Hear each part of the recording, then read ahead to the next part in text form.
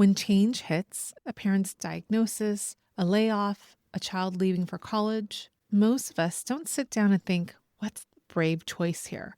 We just move on. We figure it out. We do what needs to be done. And then we look back and say, I didn't really have a choice. But here's what I want you to consider. What if you did? What if in every single one of those moments you were braver than you gave yourself credit for? Hello and welcome to the Mindful Midlife Mom, helping mentally exhausted moms carrying the weight of raising kids and aging parents find calm in the chaos and reclaim themselves while caring for everyone else. I'm your host, Valerie. I'm a mom of two living with my mom part-time as we take care of my aging father. I am also a mindfulness enthusiast, navigating the crazy life changes of midlife. Some of you are standing right now at a crossroads you didn't ask for. Maybe it's your parents' health, the things that have been shifting, and you're realizing the way that you've been managing just isn't sustainable anymore. Something has to change. Maybe it's your career, a layoff, a role that's been quietly going nowhere, and a profession that no longer fits who you are becoming. Maybe it's your kids. The house is getting quieter. The calendar is emptying out in ways that feel strange, like you're supposed to be relieved, but you are feeling mostly untethered. And here's what I want you to notice about all of these moments. They all come with a choice, not the change itself. That part wasn't up to you. But what you do with it, that part is. Every forced change puts two paths in front of you. So let's dive in. Path A, return to status quo. Stabilize, keep the pieces together as close to how they were as possible. It's familiar, it's safe. But if you're honest with yourself, it's also quietly harder over time because you're trying to hold a shape that the change already broke. Path B, make a move towards something different. Scarier, yes. Uncertain, absolutely. But aimed at a better future, a next chapter that actually is yours. Here's what nobody tells you. Choosing path B, even when you don't feel like you have a choice, is courage. Even when it felt like survival, even when it felt like just doing what needs to be done, it's counted. You're braver than you know. In the past 5 years, I've had to make those kinds of choices and genuinely didn't recognize them as brave at the time. The first was when my dad's health started to decline. For a while, I was traveling back and forth to check in on my parents, making it work, holding it together from a distance.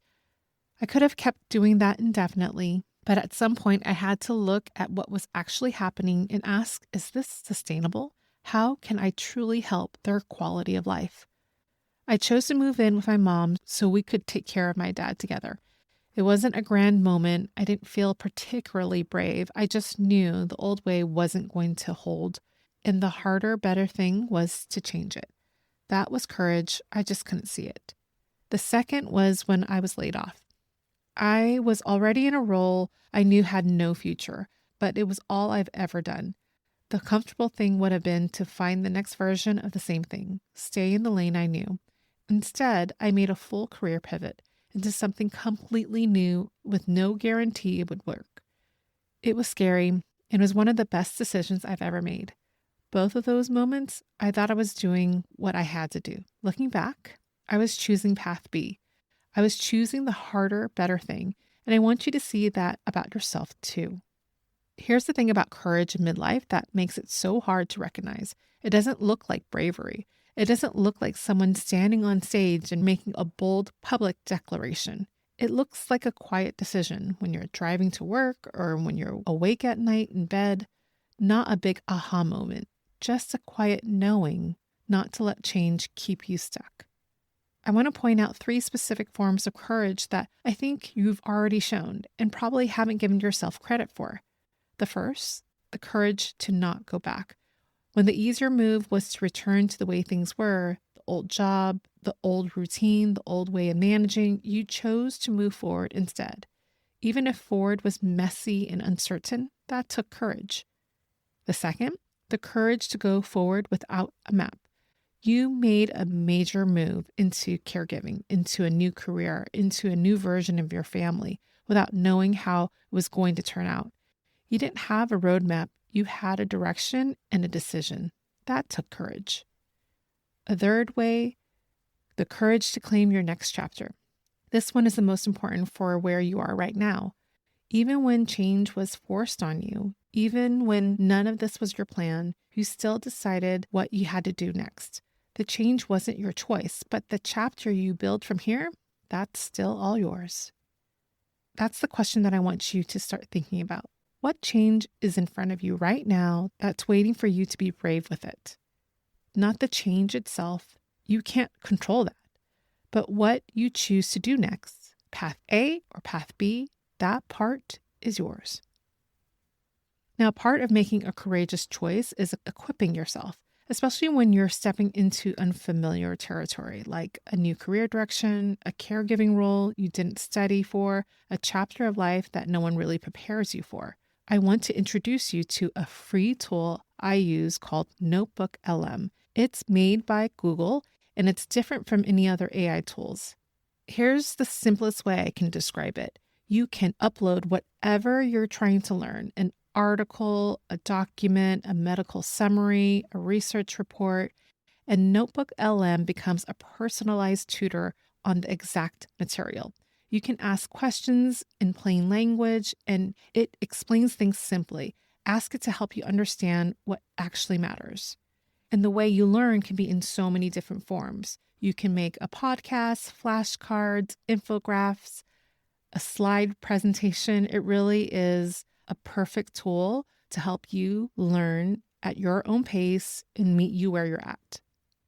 For us, the women in the season of life, that's everything, because we don't have time to read the whole book or sit through a 3-hour course or go through medical jargon at 11 p.m. at night.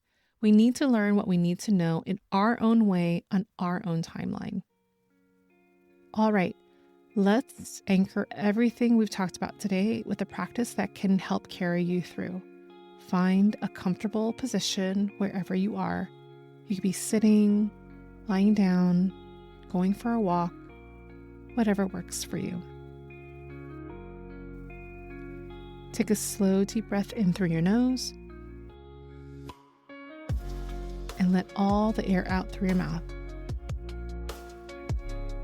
One more time, breathe in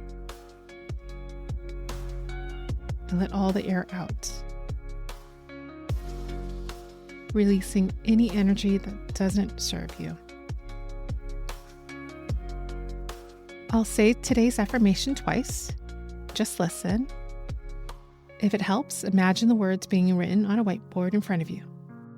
This will help with memorization, so let's begin. I am braver than I know, and I have the courage to choose what comes next.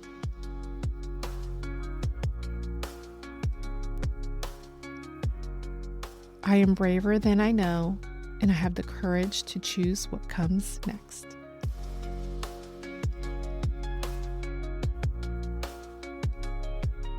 Now, I'll say it 2 more times. The first time, just listen. The second time, say it out loud, even quietly, maybe even just a whisper. Saying it out loud can help create a connection. I am braver than I know, and I have the courage to choose what comes next.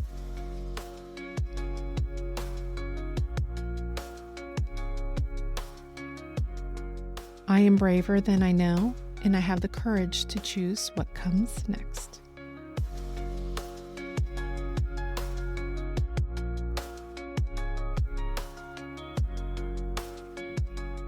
Now, I want you to visualize a specific moment.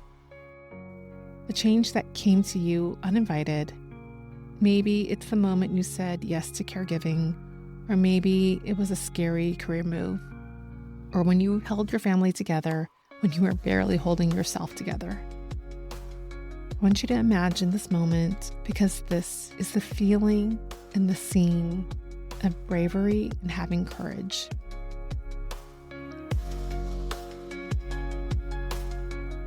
See yourself in that moment in full color.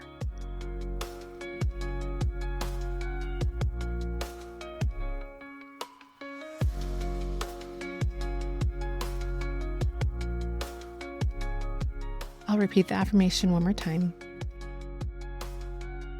I am braver than I know, and I have the courage to choose what comes next.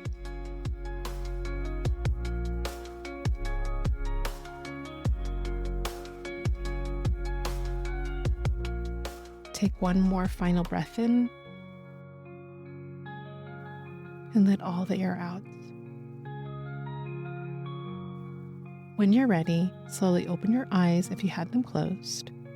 And if it feels comfortable to you, place your hand over your heart to help seal this moment with self-love and care.